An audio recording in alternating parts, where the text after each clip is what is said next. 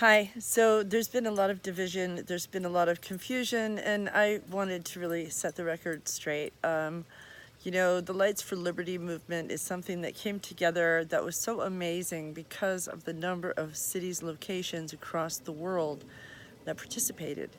And so I feel really lucky that we were able to, be a part of that and be able to coordinate with so many creative people. And that's kind of what is so, I think, great about the Unofficial group that we are part of together, all of us. And so what I think is important right now is that it stay unofficial. And the reason I say that is because I know that there are a lot of strong opinions on both sides because people have worked really hard and they want desperately for something to matter because these atrocities are so disgusting and we're all horrified and we want to make a difference. And people have different ideas of what that looks like, unfortunately. So to me, the way I see this is that the Unofficial group for Lights for Liberty can support all organizers, whether you're officially under the umbrella of Lights for Liberty or whether you're working more independently. If you're working to free detainees, to provide assistance to refugees that are in the camps, to close the actual camps because of the horrendous conditions and how people are being treated, and to restore human dignity for all people, no matter what border they are crossing. And that's something that, we all have our different sensitivities. I noticed my own. I got pretty huffy about any suggestion that I might be linked in any way to white supremacy because of the color of my skin, because I too have felt the difference, but I also know that I enjoy the fact that I am dealt with differently for that reason. But the reason I brought it up was because I wanted to make clear that when you become a politically inconvenient person, all kinds of terrible things can happen, especially in the state that we are all in now, where we have a government that we really cannot trust. I believe that the division is worse than it's been. Certainly, I'm 56 years old, and in my lifetime, this feels I have never felt this unsafe. And that is not a barometer, it's just a barometer for me, how I feel and navigate every day. I have never felt or been blocked from even seeing my own community before. That never happened before these last few years, this administration. So that is a new feeling for me. And I've lived in this community for more than 40 years. So I've become accustomed and comfortable with the notion that I get to be part of the community that I live in. And we should all have that feeling. But I learned the hard way this year that is not the case, and that freedom can erode and disappear so quickly and easily, and that is what we're seeing here. So I'm merely pointing it out on that basis. And what I feel we need to be doing is to be inclusive, to be supportive of everybody who is on this page, all the great ideas, because what we can benefit from, because we've already done a vigil, is that we've already put together the stuff. So now what we can do is to make that tent bigger. And the way we do that is have more poster parties, get more people involved in writing and making up signs, because that's where the ideas of why people are so upset really come out. And then because we have all of the stuff and we have the people, we have the storytelling about the people that we're trying to help, now we can mobilize very quickly, and that's what I think we should do. So one of the things that we were tossing about in our local area, and that is the San Fernando Valley in California, was the possibility of maybe doing an event, same location on the 3rd of August, I think that was a date that was suggested, or the 10th, and then 2 weeks following that to do an actual fundraiser that has a truck where people have to pay by donating stuff to donate to people. And that has to do with the list of what people need when they have nothing. And that list has been developing. There's all sorts of things, and it is a way to help new people get involved and take ownership of this movement, because the key to making it really make a difference is to have more people have ownership of it, have a part of it. So to me, the heads of Lights for Liberty, I wish them the best, and I hope that they will continue and be very successful. Meanwhile, on a local level, we're just going to keep doing what we're doing. So we're going to gather the donations. We're going to use Kids 2017 because they're the ones that have been active in making that collection possible and actually driving it to the border, because that's the point. We need to get the stuff to the people at the border that need it most.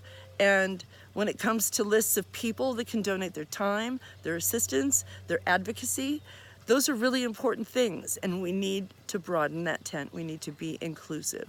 So for people who want to be part of the Lights for Liberty umbrella, that is great. For people who want to work independently, and we all have the same goal in mind, is to make these atrocities stop and to restore dignity and equality for all people. All people. It doesn't say in the Constitution that you have to be a citizen to have rights. That is not the case. It is not a crime to seek asylum. That's just not true. So those are the things that we can all agree on and that we can all fight for. And that's what I hope we will do. So thanks if you've listened this long. That's awesome. And I'm going to keep making videos in that case. All right. I forgot to mention, it was kind of the main reason that I wanted to even do a video. So we did these cards. These are really cool. These are the cards that I was talking about. So on this side we used the logo because we wanted to be part of the Lights for Liberty umbrella, because we think that that's a way to coordinate and have many places conduct the same kind of vigil, protest, speaking out, standing against these atrocities. If we do it coordinated in many locations, we get on the news. So in this case, on this one, what we did was a list, and everything we've directed to thekids2017.org, and they have been getting this stuff to people who need it at the border. So here's the list, and I'm going to read it, so I'm going to put the list right below the camera. So non-perishable food, cans with pop tops, granola bars, nuts, water, clothing, new underwear for adults and children, shoes, socks, adults and children, toys, no guns, nothing that looks like a gun, diapers, more diapers, and even more diapers, and all the way up the sizes, because toddlers who normally would not still need diapers really still need diapers when they're not being given the opportunity to go to the bathroom. Some of these detention refugees, they're being told to hold their hands above their heads anytime they walk from one room to the next, sometimes for many, many minutes. And if you try doing that for yourself, you can imagine not just how exhausting that is, but also how dehumanizing it is. It just is a way to exude power over someone and make sure that they don't think that they matter. It's horrible. Back to the list, sorry.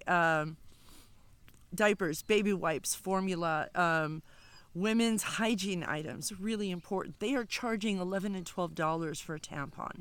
So you can imagine that's horrible for women. It's even more horrible for young girls who are just at the age where this is a new experience, which is already not fun, but it must be absolutely horrifying to have to deal with that experience while in custody and you don't have access to things to keep clean.